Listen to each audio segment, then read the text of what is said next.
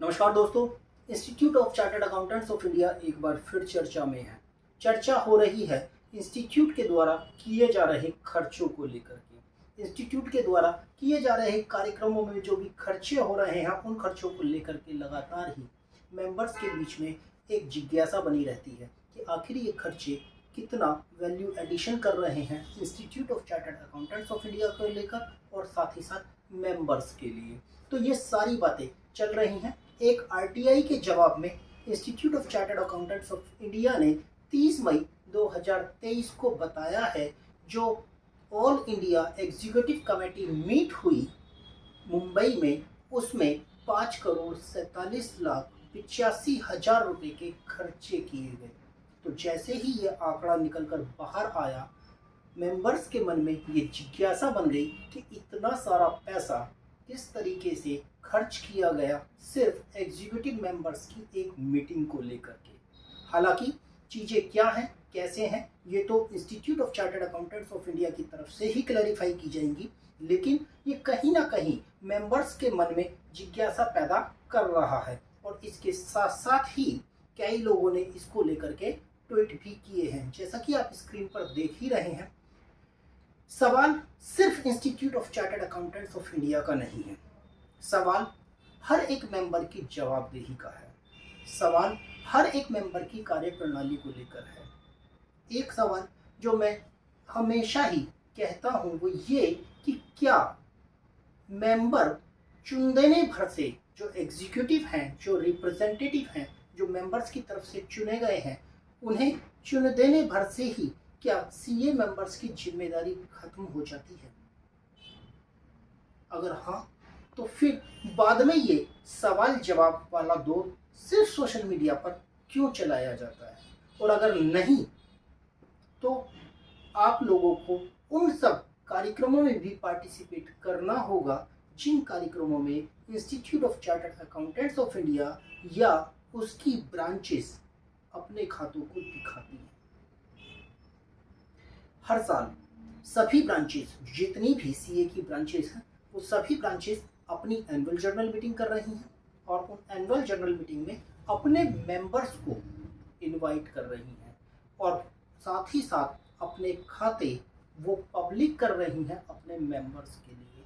तो हर एक मेंबर्स की अपने इंस्टीट्यूट को लेकर के ये जिम्मेदारी बन जाती है कि वो आए और उस एनुअल जर्नल मीटिंग का हिस्सा बने।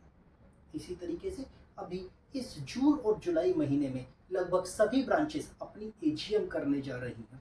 तो सभी लोगों से हमारी ये अपील है कि अपनी अपनी ब्रांचेस पर जाएं और उन खातों को देखें और उन खातों में किस तरीके से खर्चे किए जा रहे हैं ब्रांचेस के द्वारा, उन खर्चों पर अपनी नज़र बनाएं। सभी ऑडिटर हैं और सभी अच्छे ढंग से समझते हैं कि जो हमारी बैलेंस शीट है वो बैलेंस शीट कैसे तैयार की जाती है।